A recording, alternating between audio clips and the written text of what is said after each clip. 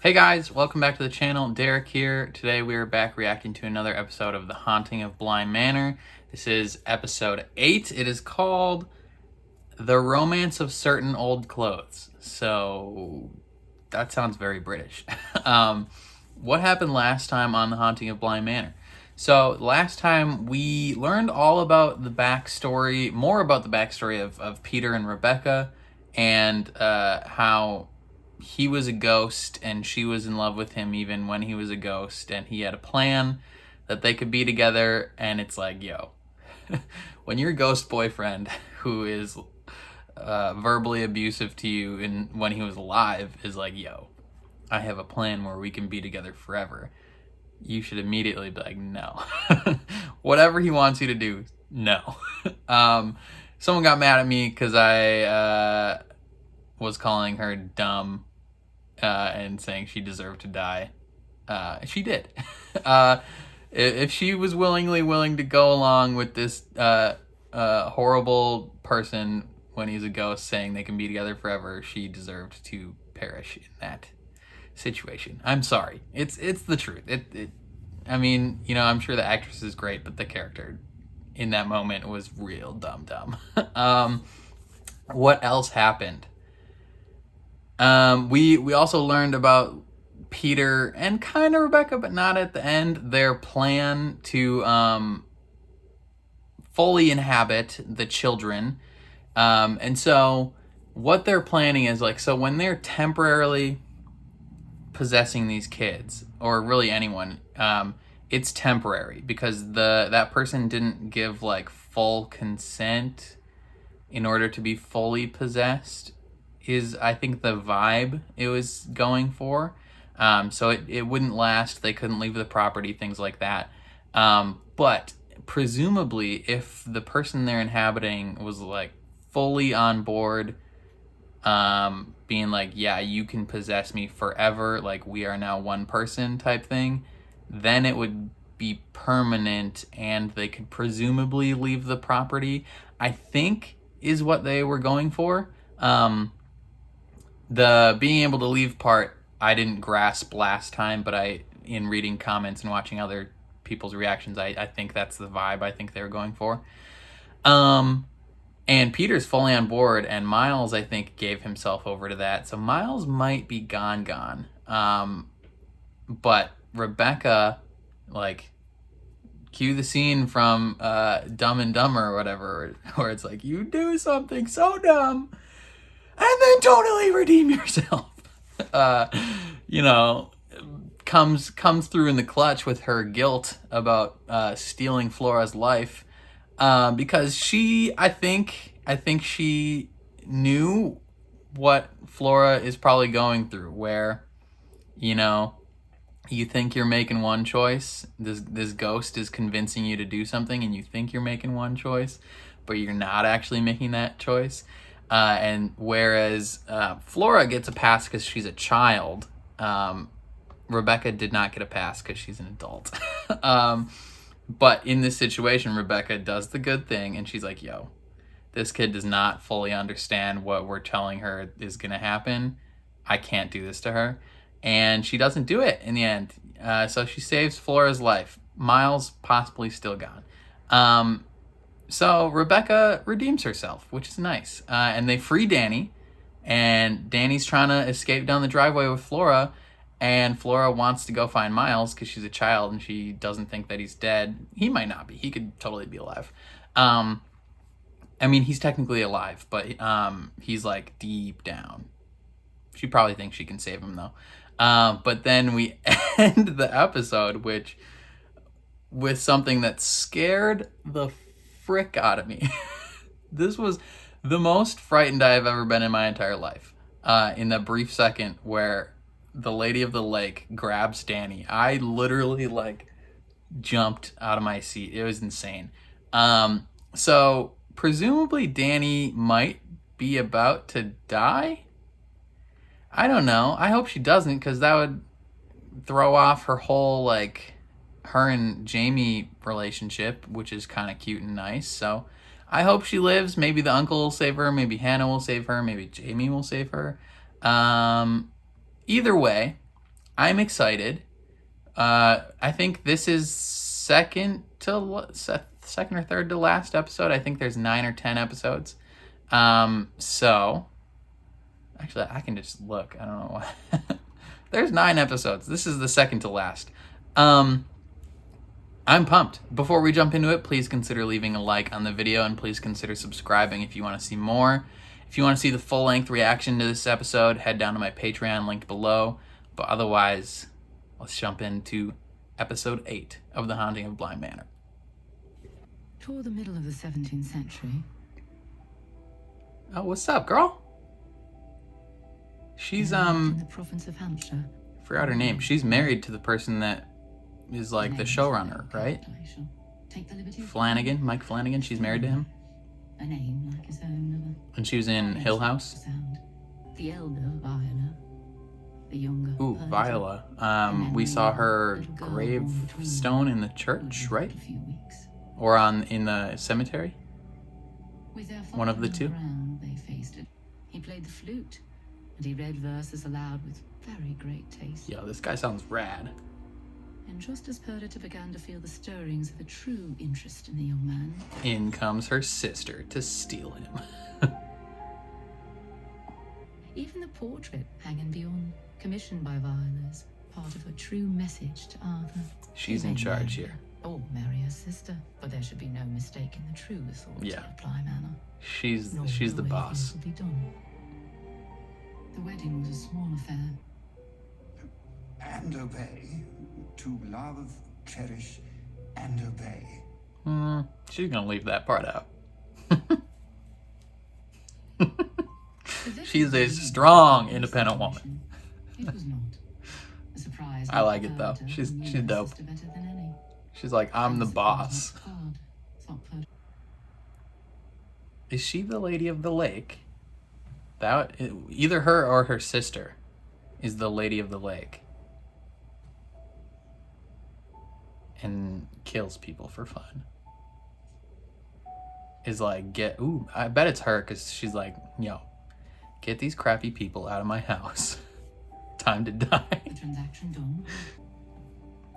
Seized by a She's the lady of the lake. She walks the grounds at night. I knew it. Even after she dies, she just does the same thing. Is it kind of like the same situation with the uncle and his brother, where one of them is in love with the spouse? And they will try to take it from you as they did me, but I will not let them. Yeah. Okay, so that's why she walks the grounds at night, because she thinks people are trying to take Bly from her. It's us. It's you, it's me, it's us. Hey, that's what the ghost said. As for Viola, ooh, she gets sick. her suspicion began as small, as inconsequential as the tickle in her lungs. Viola had an inordinate. She's straight sick. She got that tuberculosis. The plague doctor.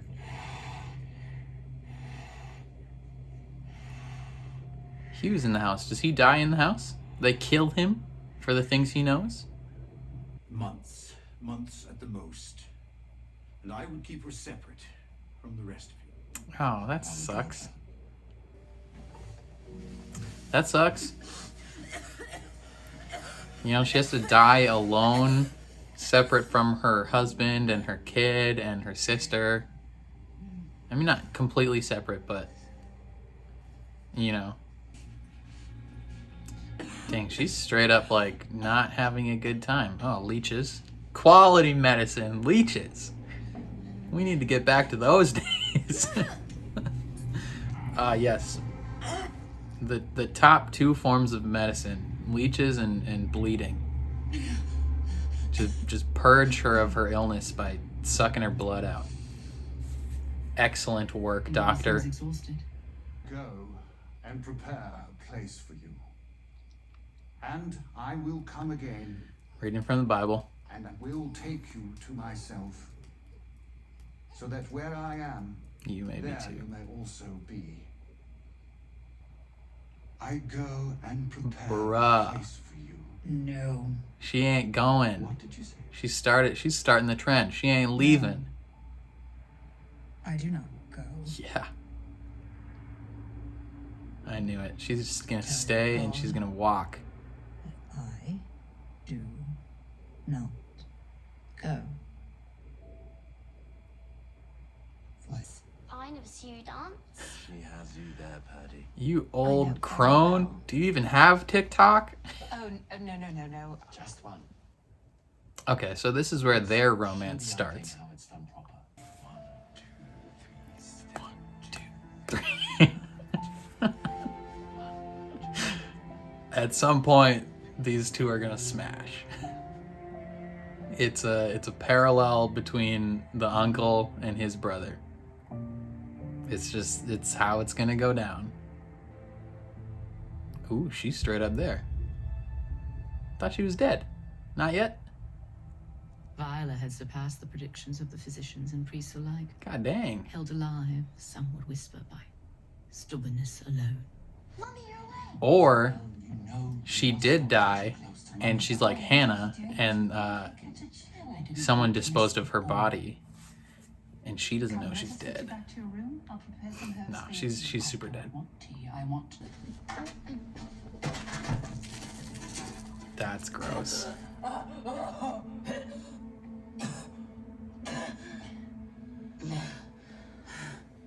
You just gotta have buckets around at all times.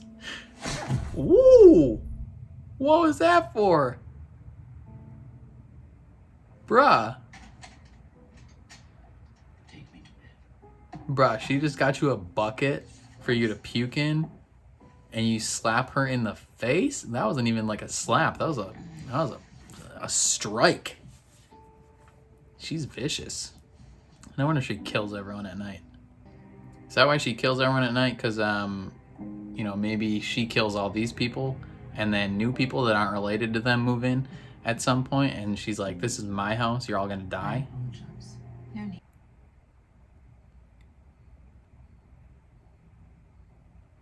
That's why she walks to the main bedroom. That's her route. She wants to see them. For the last 5 years, the only husbandly duty he's fulfilled is that of mourning. Bitch. She says, hit me again. Stop watching your back. Because Viola, with love, let it be anything else. You hit me again. Gonna catch these hands. I'll drown you in that lake. That's what she's saying. She summoned to her room all of the jewels and clothes she had accumulated in her days before the sickness. She's like a dragon. Hoarding all her stuff. Or is she giving it away? Or burning it? Burying it? You can't have none of this. This is all mine type stuff. I can say without vanity now that I am done with them. Okay, so it was a funeral for her stuff. That makes sense, I guess. So you will keep them. But that night, Kill her, her Purdy. sister, a thought occurred to her. The word had come to her. Kill from her. the prior, and like the tickle in Viola's lung, Murder. had grown in the secret places. The word had eclipsed. Break her neck. Waken as well. The word was mercy, and the word was a lie. Yeah. Because it wasn't mercy on her mind or her heart as she moved her hand. It every was- slap, every insult, Yeah. and every day that had passed. Every time you moment after the last slap me, words. she wrote Was it. a She different like word in the that office when he's infected writing her it down. This time. The word was not mercy. I wonder if the one other ghost without a face, if that was Perdita, the one in the attic, or maybe Isabella, the daughter.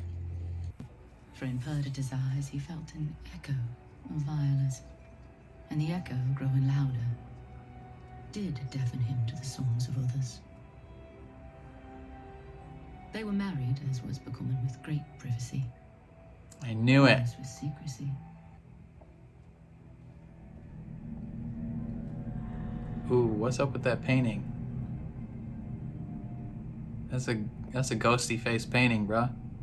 Oh, they switched it back. To feel oneself sacrificed to a caprice. Oh, snap. Don't even know what that meant exactly, but it sounded harsh.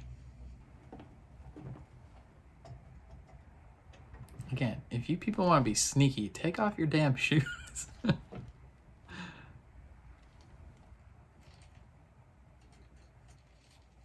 Okay, so she's gonna die, right? She's gonna kill her in the attic. This is why her body is there when Flora's playing hide and seek.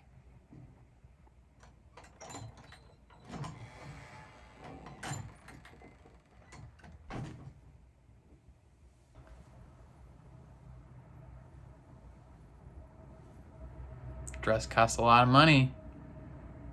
And you're about to die. Oh, oh my God. Hold on, I have to go back and see that again.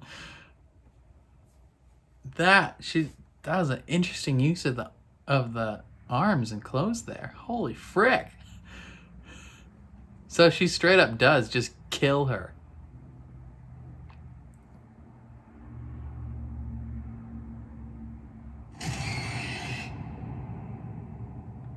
God damn.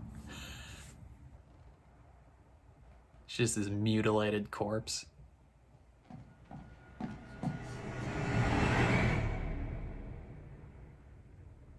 We return, dear listener, to another night. Or she is just a ghost, so it's not real.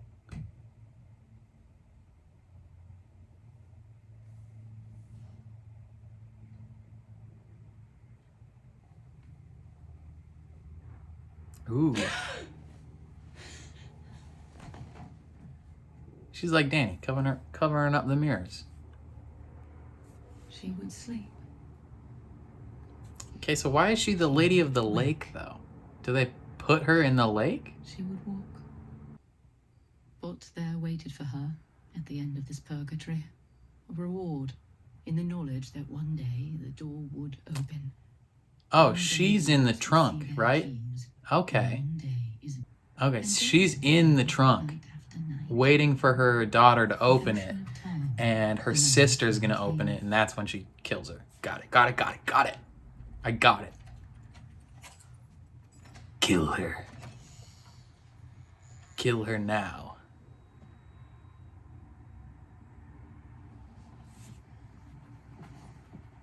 Yeah, picks up the dress, and time to die.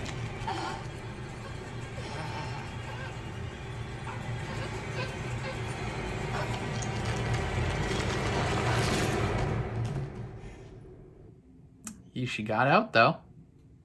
I had seen the horror on Perdita's lifeless face. His superstition defied reason, but he felt confident all the same. Chuck it in the lake. Claimed his second wife. He would not risk his daughter to its icy fingers. His daughter, nor anyone else. I knew it. Okay, so this is how she becomes the Lady of the Lake. She would wake.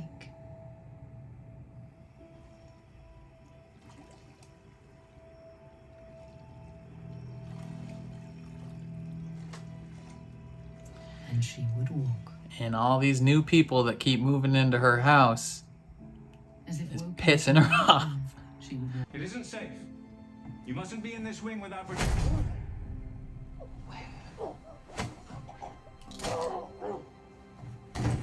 As the plague doctor died, all things fade. All things. Flesh, stone, even stars themselves. Time takes all things. 'Tis the way of the world. The past recedes. Wow, we're getting a lot of info this episode. True, as her memories left her, so too her face. So little did she remember. that one night she found a child in her daughter's old bed. She killed the kid. Remember who she'd been hoping to see. Must That's the little boy that she becomes would see, friends with and Flora. she would feed. Those souls held in orbit. Those unfortunates trapped in the gravity well she had made of Bly Manor. At least this guy's got a mask.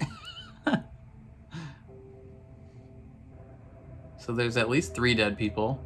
The plague doctor, the vicar, the little boy, probably Perdita. A fate that befell all trapped at Bly.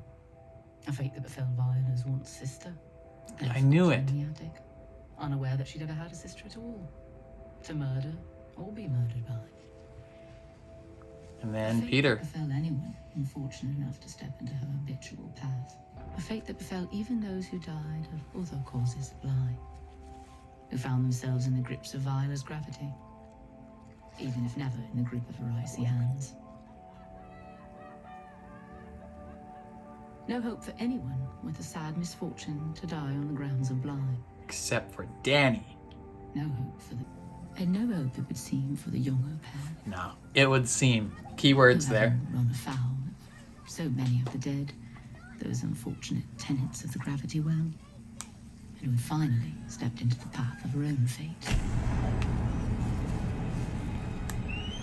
That's definitely a different person than what is her name? Katie Seagal or whatever.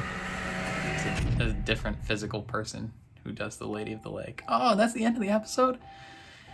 We're not even gonna see if she lives? Brother, come on now. I wanted to know if Danny lives. I guess the title of the episode makes sense. The Romance of Certain Old Clothes. They love those clothes, and that's what freed her and killed other people.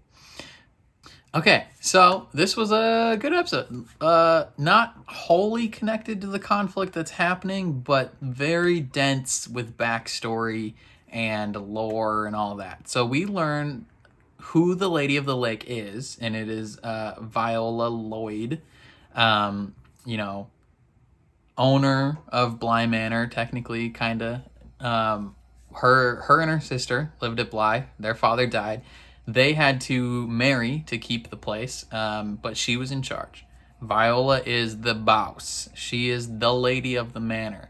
And that she's adamant about that throughout her life. She's the one. She ain't going anywhere. This is her place. So that makes sense that now when she walks, she kills everybody because she's pissed off at all these people that aren't her husband and her kid living in this spot. I wonder what happened with her husband and her kid. If we probably won't ever learn about them more. But so we get all this stuff. She marries this man. Her sister loves him as well, but she loves him also. And she gets sick and is just not having a good time. She gets cordoned off from the rest of her family, at least while she's sleeping, probably most of the rest of the time as well. She's just bedridden. And it's going on too long. Her sister's trying to take care of her, but she's like so caught up in the image of herself looking strong and like being the lady of the manor that whenever she's like down or vulnerable and her sister's helping her, she hits her in the face. It's like, yo, you about to catch these hands. And she did. She got murdered by her sister because as soon as the husband left to go on business, her sister's like, yo, I am sick and tired of you slapping me in the face and insulting me, trying to tell me I'm in love with your husband, even though I am. The insults that are true hurt the most. So she's like, time to die. And she kills her. She kills her. Just straight murks her sister. Slight parallel to the uncle and the father in present times with the love triangle that's going on there. But it's just a unfortunate set of circumstances. She's like, I'm never leaving. she talks to the priest is trying to get her to recite some Bible verses. It was Jesus speaking, and he's saying, like, I will go before you and prepare a place for you, so that where I will be, you will be also.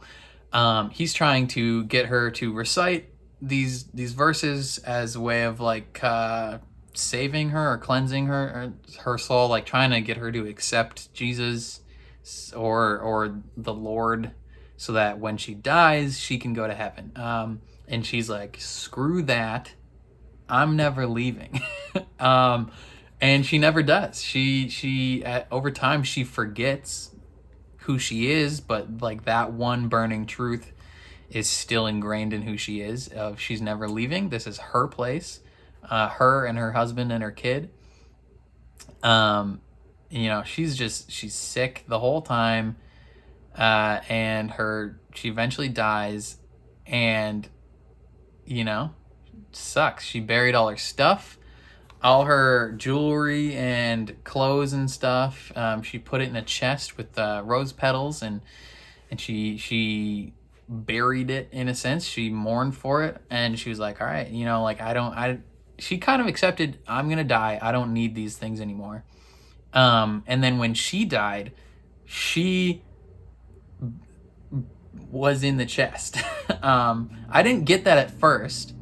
I was like, I understood that, like, the windows are blacked out, the door doesn't open. It's like, this isn't real.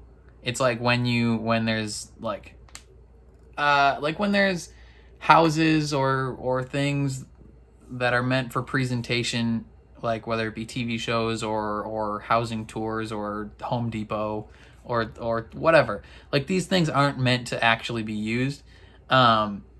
Like, the things don't work. So I recognized immediately, okay, this isn't real. Like, she's not actually in the house right here. Like, she's realizing that this is not real. She's dead. And she accepts it eventually. And she's going through the process of sleepwalking, which we pointed out earlier, pattern. That's why she does it at night.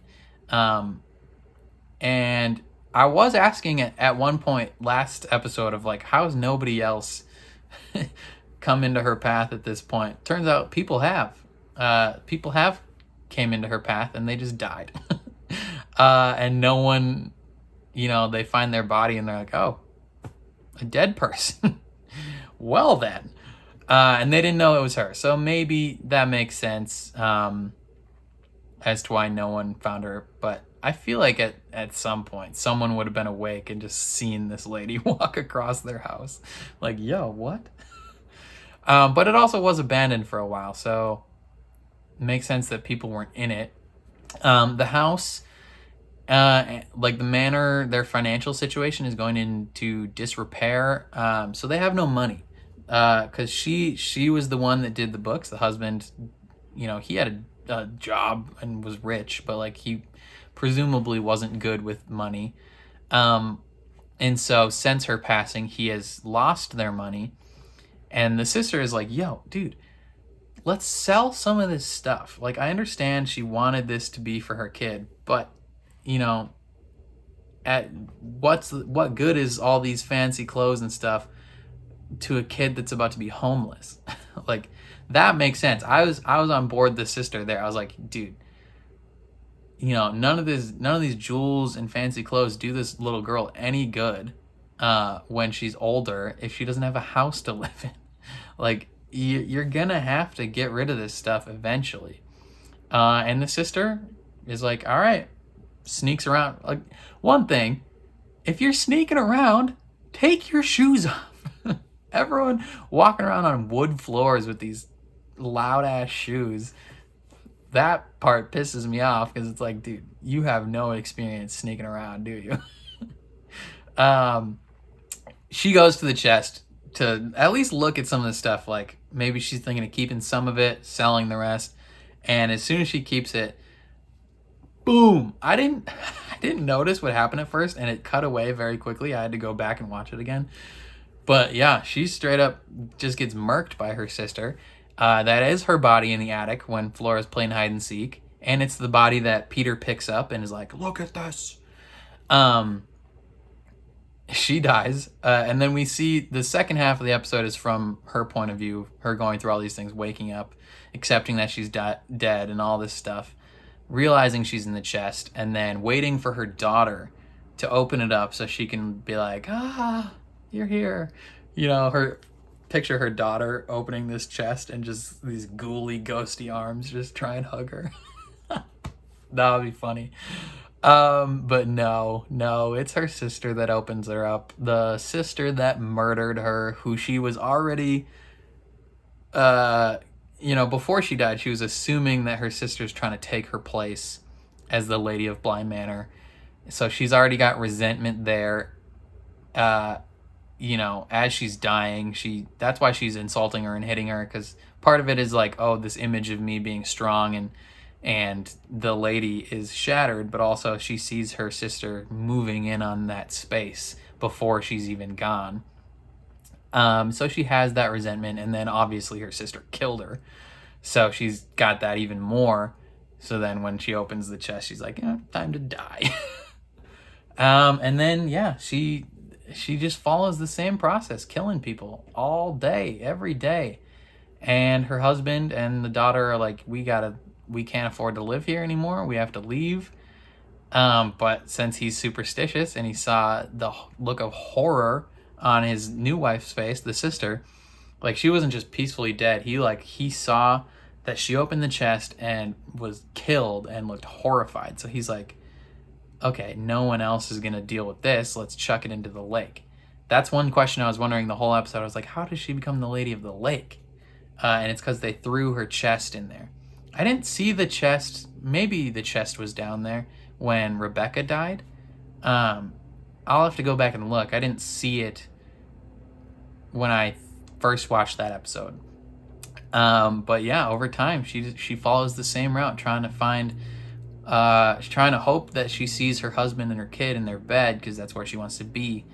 And over time, more and more people get in her way, and she kills them all, and until and even the people that don't die by her hands, the people that die of other causes, they're stuck there as well, just because of the when they talk about the gravity of it, of her will to stay there. It's like the sun is so dense and strong that things orbit around it, so her will to stay there was so dense and strong that when people that aren't even killed by her die there, like, they can't escape Bly. Like, they sprint away and they can't get out, like, because her will to be there is just so all encompassing. It's pretty dope. Well, not dope, but the episode was dope. And then we get back to present day when Dani is presumably about to die. I don't think she'll die, because they had the wording at the end. They said all hope, it would seem, would be lost for her, and I feel like when they say things like that, it's like, okay, she's gonna live. So I think Dani lives. The real question is, who saves her? Is it gonna be the uncle? Is it gonna be Hannah? Or is it gonna be Jamie? Hopefully it's Owen. Hopefully Owen comes in mad clutch and doesn't die. Either way, this was a great episode. We have one more episode left of The Haunting of Bly Manor, so make sure you are subscribed and have the bell rung so you get the notification for that. But thank you for watching. If you liked what you saw, please leave a like on the video. Please subscribe if you want to see more, and for the finale, if you want to see the full-length reaction to this episode, head down to my Patreon. It's linked in the description below. And otherwise, those are all my thoughts. And I'll catch you guys next time. Peace.